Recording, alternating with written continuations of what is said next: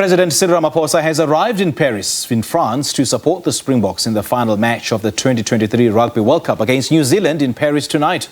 The Boks, who are the defending world champions, advanced to their second consecutive World Cup final after they narrowly beat England 16-15 in the semi-finals in the French capital. Well, Ramaphosa says South Africans should rally behind the Boks. Let's now cross to our reporter in France, Simon Burke. I believe he's ready. Okay, Simon is not ready.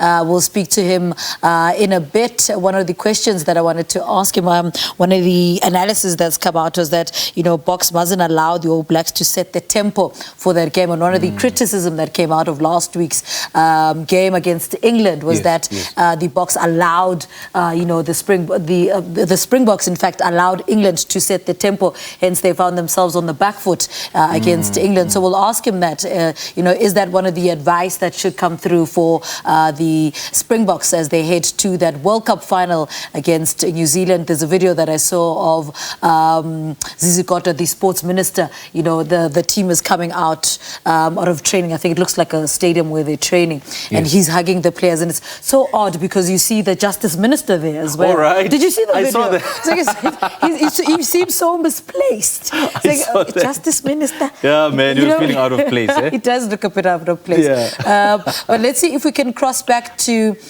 Simon in Paris. Simon, good morning. Are you able to hear us? One of the things that we just spoke about now was whether the Springboks will allow New Zealand to set the tempo for tonight's match. What are your thoughts on that? No. We didn't choose a 7-1 split on the bench. We didn't pack our team with forwards. We didn't have Andre Pollard and Faf de Klerk back so that New Zealand could set the tempo. That cannot happen. If that happens, then we're playing catch-up, and we can't be doing that. This is a team chosen by Jacques Nienaber under the auspices of Rassie Erasmus, 6 years in the planning for the final of the Rugby World Cup that has to, by all means, dictate play. We have to take New Zealand down into the trenches where we fight, and we have to make sure that we nullify all their brilliant superstars, all their high flyers, all their fast runners. They cannot be allowed to dictate play at the Stade de France in the rain, which is destined to arrive at 5 o'clock this evening. It's going to be cold, it's going to be wet, there's going to be a swirling wind, and it's going to feel a lot like New Zealand conditions. So no, the Springboks have definitely not got that on their plates. They want to keep it amongst the forwards. They want to make it a real tussle.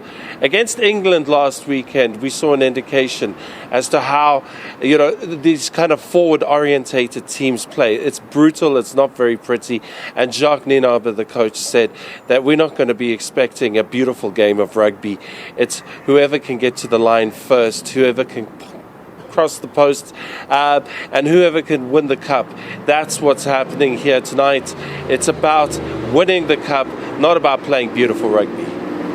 Simon, earlier when we spoke to you, you were saying how, you know, people were almost asleep at that time. Is it the mood better now, you know, an hour later now that we're speaking to you? Well, you got a Springbok supporter with us. His name's Marva. He's from Johannesburg. He wasn't able to sleep last night, so he hit the streets early in Paris to go for a run with a lot of other South Africans because it's a good way to spend your time. Marva, welcome. Tell us, you were out here. There's not a lot of Parisians on the street at this time in the morning, mainly just a group of South Africans going for a run. Keep your heads calm, keep your fidgety fingers calm so that you don't think yourselves into a panic. Thanks, Simon. No one here wants to talk about rugby today. So we just did a 5-kilometer walk for cancer survivors back home in South Africa. And we're talking about everything else except for rugby. But all I want to say is that win or lose, we are behind the Boks. We are proud of them. It was not an easy, journey for them. We appreciate that.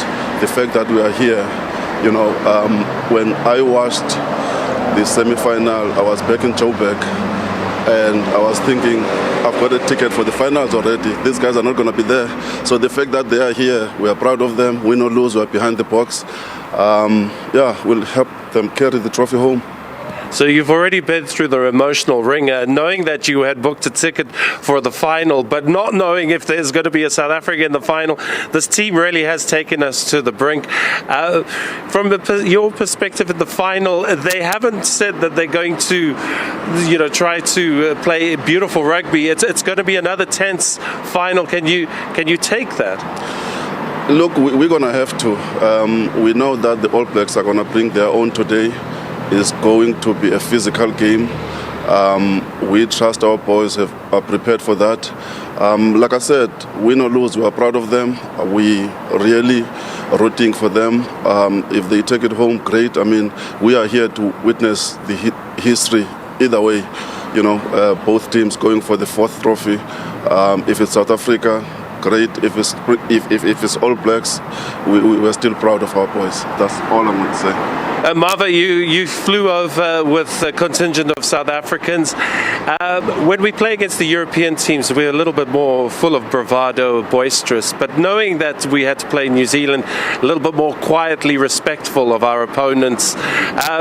Talk about that mutual respect, because in the last match against England, just exposed old wounds that all is not right between these countries. But against our brother in the Southern Hemisphere, it's always been strong. Yeah, no, I mean, when we flew here, there were a couple of All Black jerseys in the same flight as us. We respect each other, we were talking. The fact that, the final is against Southern Hemisphere teams is great. There's mutual respect. Again, if it was not South Africa in the finals, I would probably be wearing an All Blacks jersey today. Such is the respect for the All Blacks. But now you've been very diplomatic. But what do you want tonight? Obviously a win, but we also want to be singing from the rafters in the Stade Francais, because the French know how to belt out their anthems. South Africa needs to find its voice. Look, I mean, there are a lot of South Africans here. We're going to paint the stadium green. We're going to sing as loud as we can. So yeah, it's going to be, in my view, the best atmosphere that we can make for our boys. We are fully behind them. I don't know who the French are going to support, but we've got a lot of South Africans here. I'm not worried about that. Martha, thank you very much. Best of luck. And you spent your morning wisely. We all take our hats off to you. There you go. So we had a contingent of South Africans who went on a walk for cancer research, and that's a good way to spend your morning in Paris. As I say, most of the Parisians, they don't wake up at this time of the morning, especially not on the weekend. The city's still finding its feet, but the South Africans have found theirs. And again, quietly confident, a lot of mutual respect, not a lot of animosity, but they have to wait until 9 p.m. tonight at the Stade de France. And that's a long way to wait, but it has to be done. It has to be done. Definitely has to be done. Now, Simon, just a quick question, Simon, before we let you go. I've read a report that this could possibly be Siya Kolisi's last World Cup. How true is this?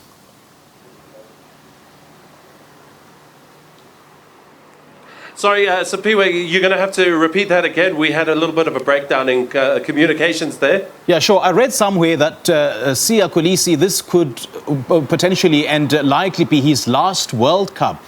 Just how true is this?